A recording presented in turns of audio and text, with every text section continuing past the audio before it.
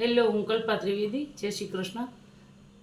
હું આજે મગની દાળનો શીરો બનાવી રહી છું, જે ઝટપટ ને સરળતાથી બની જાય છે દાળને પલાળ્યા વગર. તો ચાલો જોઈએ તેની રેસીપી. આપણે આ 1 વાટકી મેં મગની દાળ લીધી છે, તેને હવે ચારી નાખશું આપણે આવી રીતે.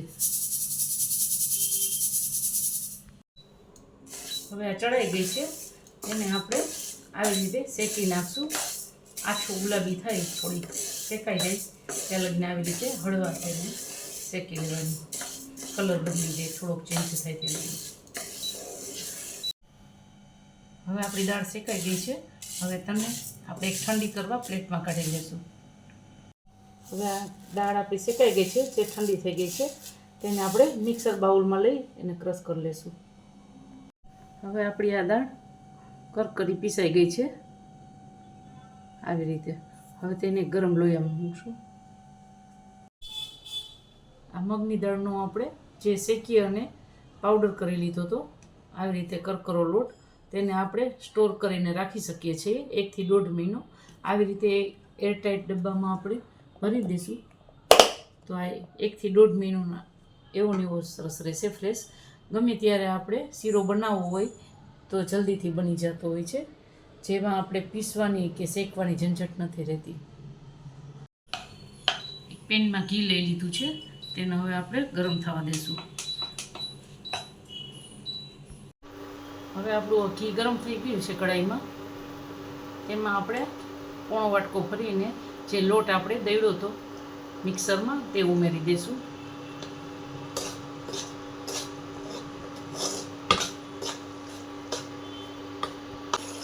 હવે આવી રીતે આપણે શેકવા માંડશું મીડિયમ તાપે.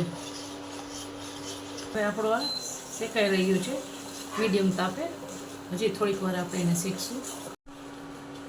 હવે આપણો આ ગોલ્ડન બદામી રંગનો થઈ ગયો છે એકદમ. હવે આપણે તેમાં દૂધ ઉમેરશું.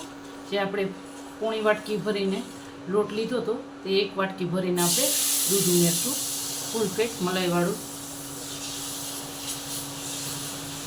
જો વધુ જોશે તો ઉમેરશું. પહેલાં થોડીક વાર આવી રીતે ચલાવીને જોઈએ. અડધી વાટકી ખાંડ ઉમેરશું. ખાંડ આપણા સ્વાદ અનુસાર ઉમેરવાની. મેં અડધી વાટકી ઉમેરી છે પોણી વાટકી લોટે. હવે આવી રીતે દૂધ અને ખાંડ નાખીને એને હલાવતા રહીશું મીડિયમ તાપ ઉપર. થોડુંક પાછું આપણે જરૂર મુજબ 1 ચમચા જેટલું દૂધ ઉમેર્યું અને આવી રીતે ચલાવતા રહેશું મીડિયમ તાપે. હજી 4 ચમચી આપણે મિલ્ક પાવડર લીધો છે, જે ઓપ્શનલ છે, નાખવો હોય તો જ, પણ નાખશો તો ખૂબ જ સરસ થશે. અને એમાં થોડુંક દૂધ ઉમેરી અને પેસ્ટ બનાવી લઈએ.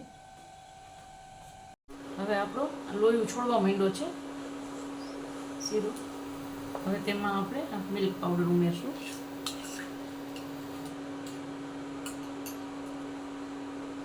મિલ્ક પાવડર ઉમેરવો એકદમ ઓપ્શનલ છે. જો તમને ઈચ્છા હોય તો જ ઉમેરાય, નકર એમને મેં શીરો ખૂબ જ સરસ થશે.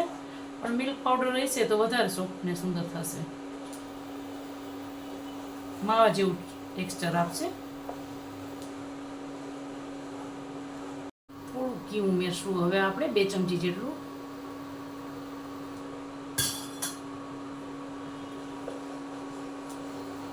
શીરો તો આપણો રેડી થઈ જ ગયો છે. મગની દાળને આપણે શેકીને જે શીરો બનાવીએ તે ખૂબ જ ઇઝીલી બની જતો હોય, જ્યારે પલાળીને કરીએ તેના કરતાં.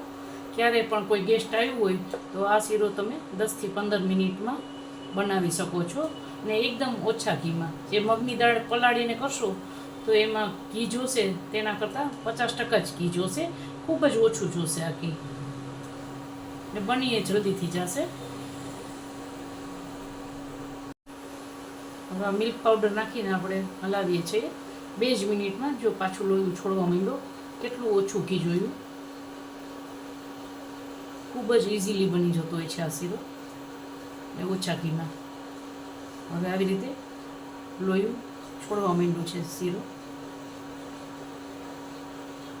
હવે આપણે ગેસને બંધ કરી દઈએ, અને ઠંડુ થશે એટલે ઘી ઉપર આવી જશે બધું.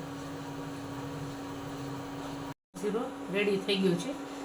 એકદમ લોહી છોડી દીધું છે, જે બહુ જ ઓછા ઘીમાં. હવે આ ઠંડુ થશે એટલે ઘી બધું ઉપર આવી જશે.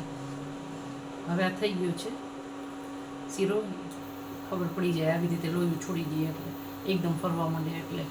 હવે આપણે ગેસને બંધ કરી દઈએ. હવે આપણો શીરો બની ગયો છે. હવે આપણે ડ્રાયફ્રૂટ લેશું. ડ્રાયફ્રૂટમાં આપણે જે મનગમતા હોય તે ડ્રાયફ્રૂટ લઈ શકીએ. આપણે આમાં કિસમિસ લીધી છે, અંજીર લીધા છે, કાજુ લીધા છે, અખરોટ લીધા છે, અને બદામ લીધો છે, અને જાયફળ એલચીનો ભૂકો લીધો છે. અને આગળ આ વિડીયોમાં જે આપણે કેસરયુક્ત દૂધનો મસાલો બનાવ્યો હતો તે ઉમેરશું.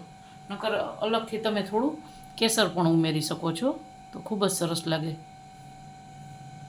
હવે આપણે આમાં પાછું 2 ચમચી ઘી ઉમેરી દીધું છે. હવે આ બધા આપણે ડ્રાયફ્રૂટ એમાં ઉમેરી દઈશું,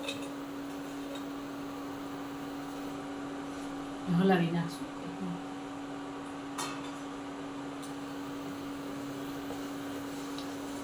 આવી રીતે બધું મિક્સ કરી નાખશું. ખૂબ જ સુગંધ આવવા માંડી છે.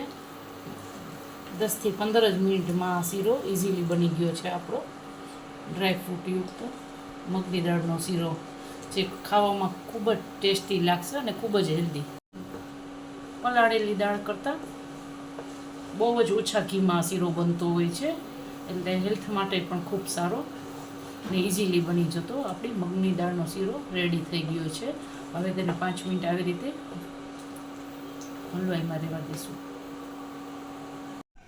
આપણો શીરો મગની દાળનો રેડી થઈ ગયો છે, જે 10થી 15 મિનિટમાં, જે દાળ પલાળ્યા વગર આપણે કર્યો છે, શેકીને 50% ઘીમાં જે બની જતો હોય છે.